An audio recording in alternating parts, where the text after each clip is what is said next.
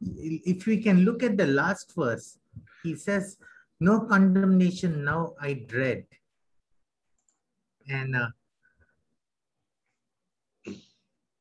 no condemnation now I dread. Jesus and all in him is mine. And then alive in him, my living head, and clothed in righteousness divine. These four sentences is what the gospel is all about. No condemnation I now dread because of Christ. Jesus and all in him is mine. Everything that he lived, did, and all that he pleased God, and God's telling him, this is my beloved son in whom I'm well pleased, is mine. And I am alive in him, union with Christ. He is my life and my living head from whom flows all things. And I am clothed in righteousness of Christ, not mine, but his. As we look at Romans 8, and let me go back to verse 3, Romans 8:3. He says, for what the law could not do, that it was weak through the flesh, God, sending his own son in the likeness of sinful flesh. Christ was not sinful as many think. Oh, Christ could sin, but he did not sin. That is blasphemous statement.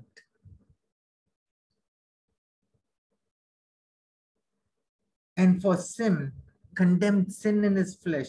Verse 4, that the righteousness of the law might be fulfilled in us.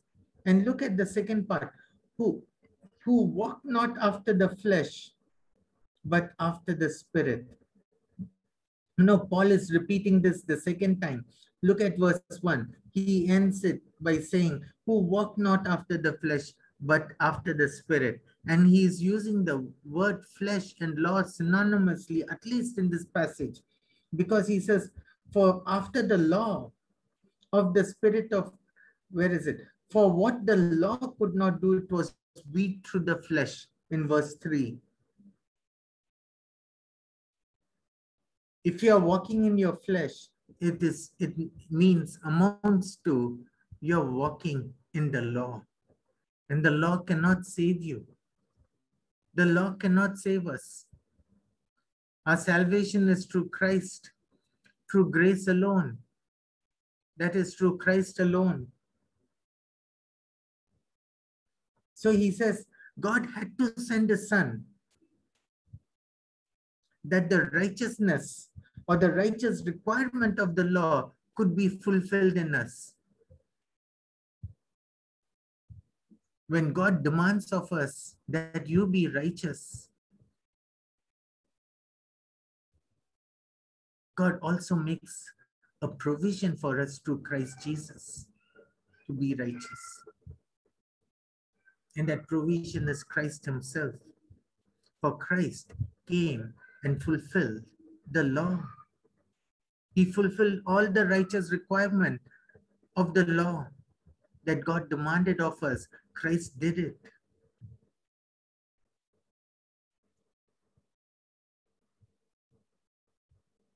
And if we think, oh, God demands that we be righteous like Christ,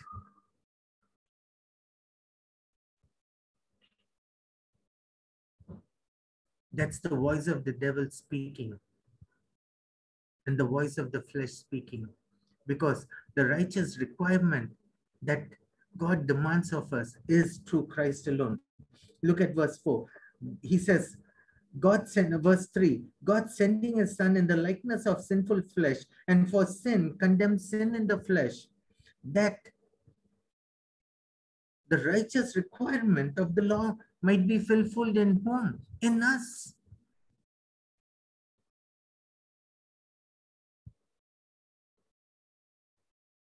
And if Christ is the fulfillment of the righteous requirement of the law, and he is the one to whom I'm looking for there, for everything, then he goes on to say, you're walking in the Spirit. Because the Spirit takes us to Christ. Turn with me to John 17.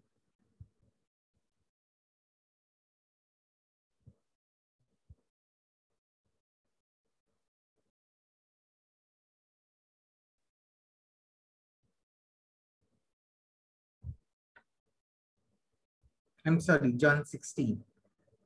And verse 13. Howbeit, when he, the Spirit of truth, is come, he will guide you into all truth. And what is that all truth? That God sent his beloved Son in the likeness of sinful flesh, and for sin to be condemned in the flesh, and that the righteousness of the law might be fulfilled in us. And Christ is the truth. He will guide us into that truth, that we do not lean on the arm of the flesh, that we don't lean on the law and our own understanding.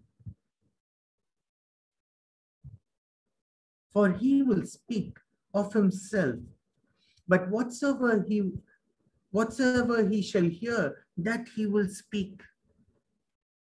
And what does he hear? He hears from the Father about Christ. And the Spirit will only talk about Christ and cause you to look at that righteousness of Christ. And he will show you things to come. Christ has done it all, so you are able to enter into his throne freely.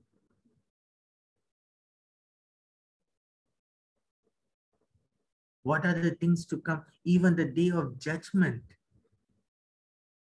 you are able to face it because of Christ alone, who is going to present us faultless and blameless before the Father.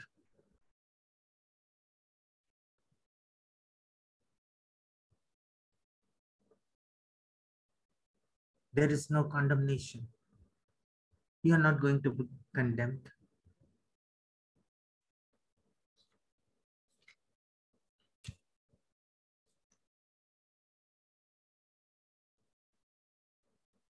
John 3, verse 17. For God sent not his Son into the world to condemn the world, but that the world through him might be saved. And the world that he is talking of here is in 16, that whosoever believeth in him shall not perish. And they are the one who believe it, is the world that John is talking of in verse 17. God's that they will not be condemned and they will be saved because they will not perish.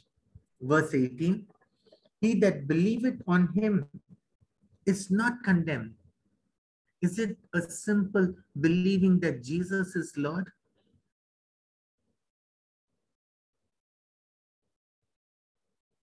That even the devils believe. But what do we believe? That Jesus is Lord and he is my righteousness.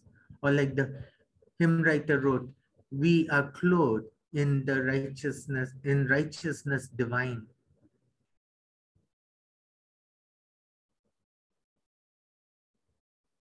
He is my life, he is my all. I'm hid in him. If you don't believe this, and if you believe on your own good works and your own righteousness, and if you trust in your flesh, you might be a good Christian for the world, but not before God. You are already condemned.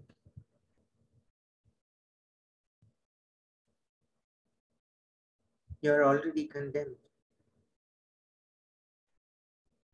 Because he has not believed in the name of the only begotten Son of God. You can take it on a literal reading, saying, oh, I just need to believe on the name of God, but there is more attached to that name.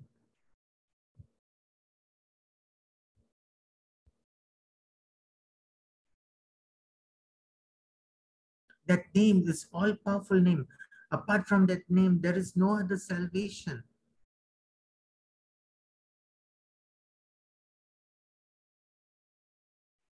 There is, apart from that name, you cannot be saved.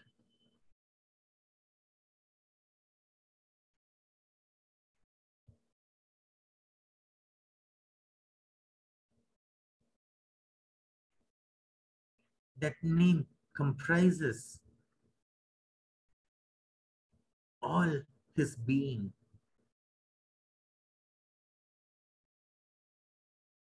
He's the anointed one, Christ. Comprises the very name of God who sent him. That name Jesus, being Jehovah saves, comprises the complete work of the triune God in our salvation.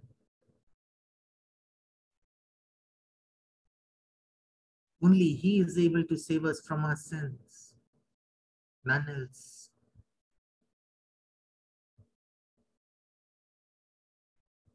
So when we believe on the name of the only begotten Son of God, we believe that He is my wisdom, He is my sanctification, He is my righteousness.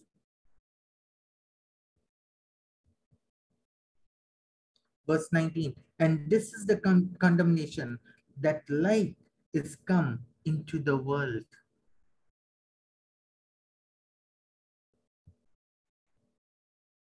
What is that? The light has come into the world, and that light has shone into our hearts by the work of the Holy Spirit. For Christ is the light of the world.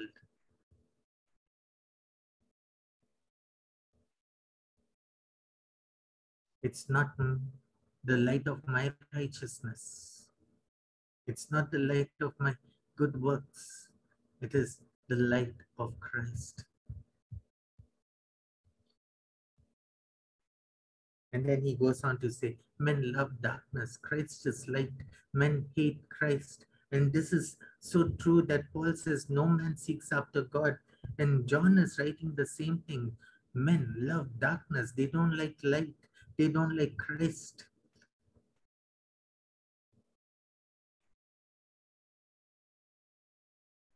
And Isaiah says, they call darkness as light and light as darkness, evil as good and good as evil. And that is what righteous men do. That is what self-righteous men do. The work of Christ is not sufficient, but my work is needed. Come back to Romans.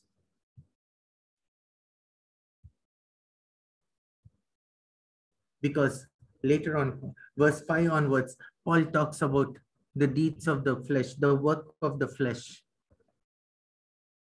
But let us go back to verse 4. What is the righteous requirement of God?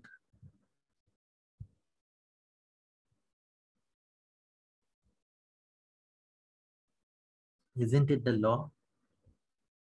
And Jesus expounded in Matthew 5, 6, and 7. This is actually the righteous requirement of God. But what could you do? Could any man ever keep it perfectly?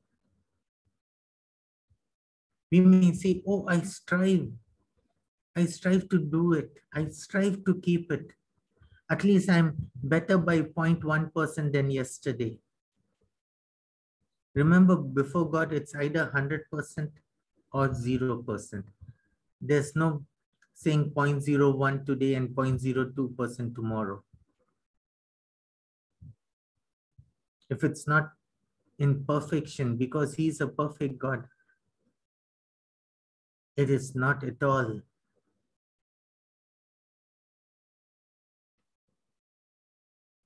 You can have praises of men saying, oh, they are good. He has changed. He looks so much better. You can have the praises of men, but still before God, you're still a sinner. So verse 4 says, the only way that that the righteousness of God of the Lord will be fulfilled in us is only through Christ alone.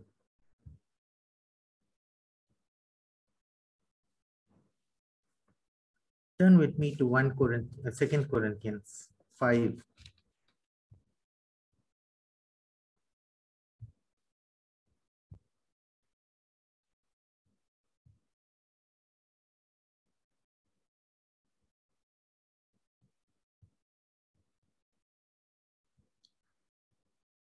And let us go back to chapter 3. He says, verse 12, verse 11, for if that which is done away was glorious, much more that which remaineth is glorious. What is done away was glorious is the law.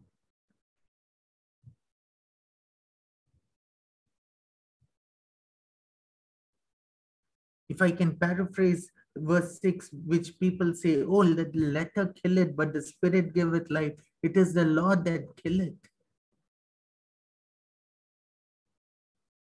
If you try to keep the letter and the word of the law, that will kill you. And then he says, verse 12, seeing then we have such hope, we use great plainness or boldness of speech.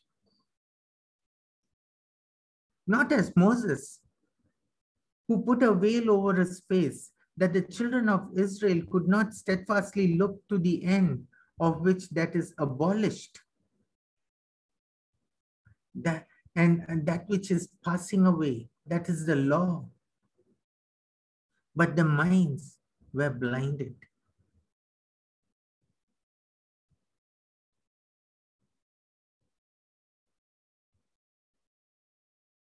The minds were so blinded that they could not see that the law is being abolished, but there is something more glorious than that law that is being given.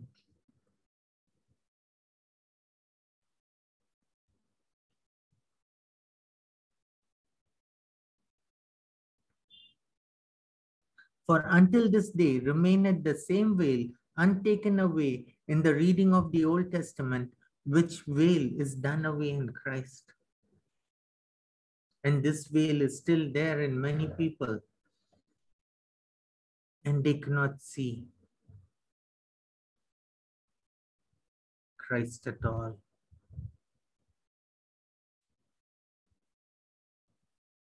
Even unto this day, when Moses is read, veil is upon their hearts.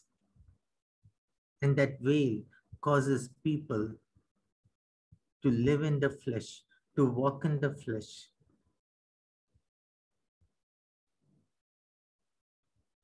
But then he says, nevertheless, when it shall turn to the Lord, the veil shall be taken away.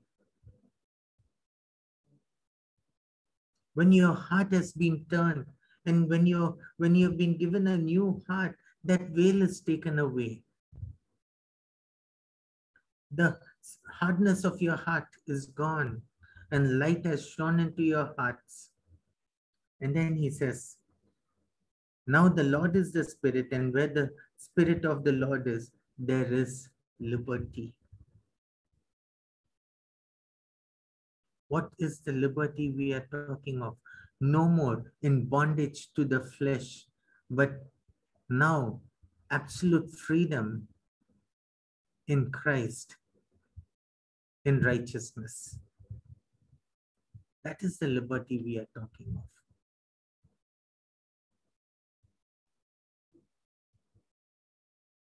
No more Kumbh of our self-righteous works, but the liberty that God has given us in the righteousness of Christ, that we rest there. And then he goes on to say, but we all with open face, beholding as in a glass the glory of the Lord, and are changed into the same image from glory to glory, even as the Spirit of the Lord. And then keeping that in mind, come to chapter 5, verse 17. Therefore, if any man be in Christ, and as you see the glory of Christ, and you are in Christ, he says he's a new creature because you are no more walking in the flesh, but walking in the Spirit. That's the newness of life. And the old things are passed away, and the old laws have passed away. Behold, all things have become new.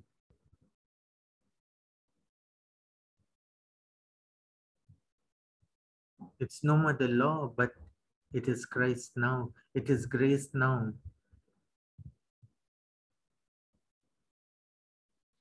And then verse 18, all things are of God, who has reconciled unto us to himself by Jesus Christ. All things are of God.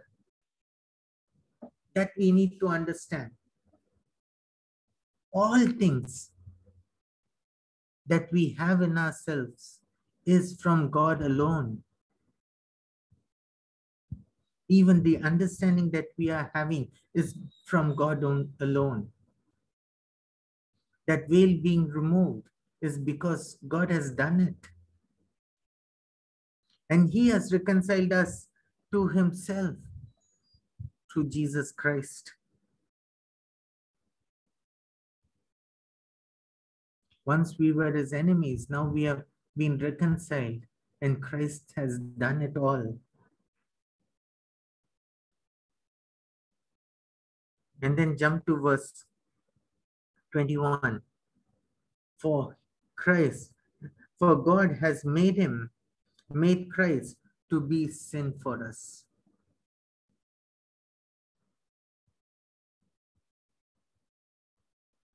That is what he says in verse 18. All things are of God. When he says all things of God, he says, for God had made Christ to be sin for us. And Christ knew no sin at all, that we might be made the righteousness of God in Christ.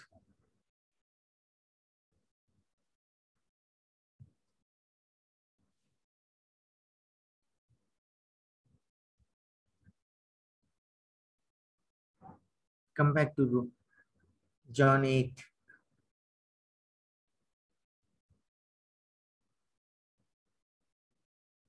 He says, God sending his own son in the likeness of sinful flesh,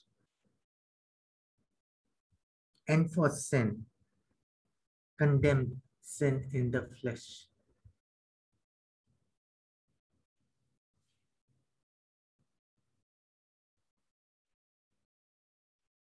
Why did he have to go through all that? So that the righteousness of the law might be fulfilled in us. Isn't this amazing? Should this not rejoice our heart?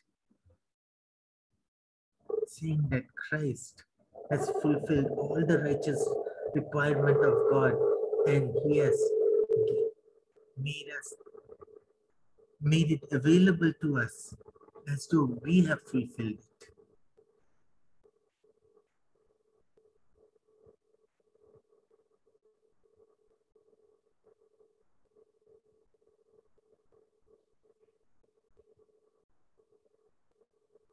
And if you believe in that, you are not walking in the flesh, you are walking in the spirit. That is basically what it means to live in the spirit, to believe in the complete work of Christ, and to rest in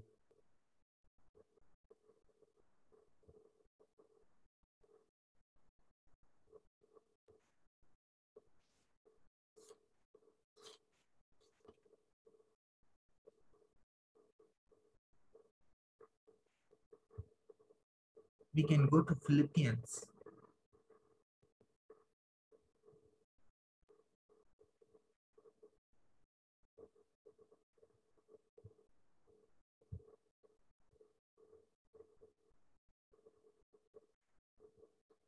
Philippians chapter 2. He says, if there be any consolation in Christ, verse 1, or if there be any encouragement in Christ, or if any comfort of love, if any fellowship of the Spirit, if any bowels and mercies, fulfill ye my joy that you might be like-minded, having the same love, being of one accord and of one mind.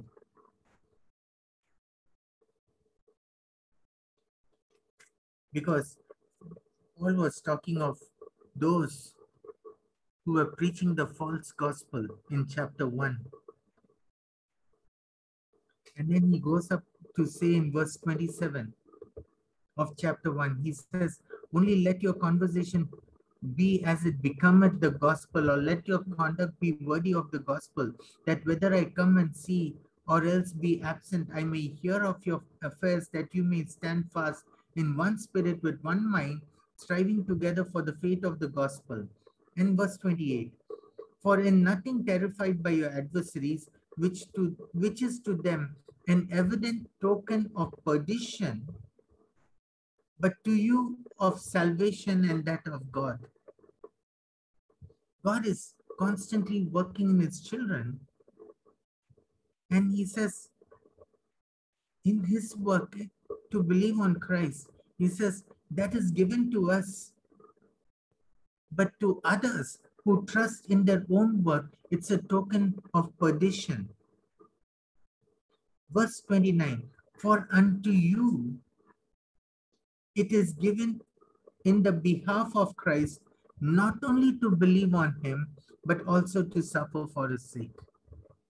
He says to believe on him and to suffer for the truth that we stand for.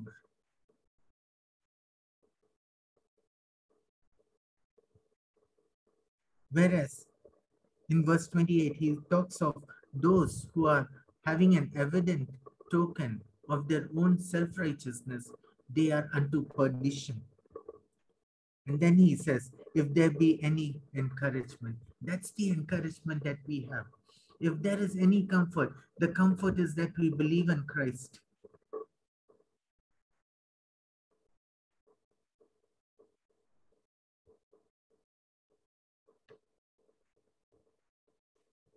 That is why Paul says so beautifully in Romans 8:1, there is therefore now no condemnation to them who are in Christ Jesus.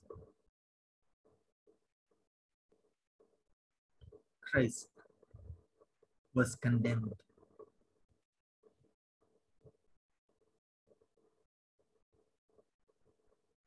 judged, punished on your behalf and my behalf. He paid it all, not in part, but in full, that the righteousness of the law might be fulfilled in us.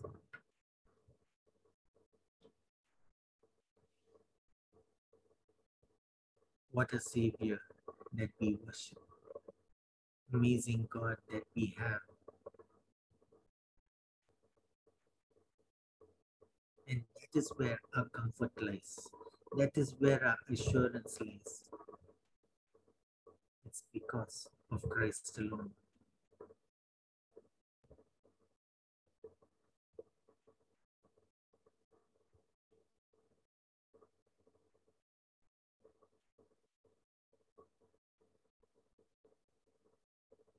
I will stop here because I want to deal with what does it mean walking in the flesh is what he is going to expound in the next couple of verses.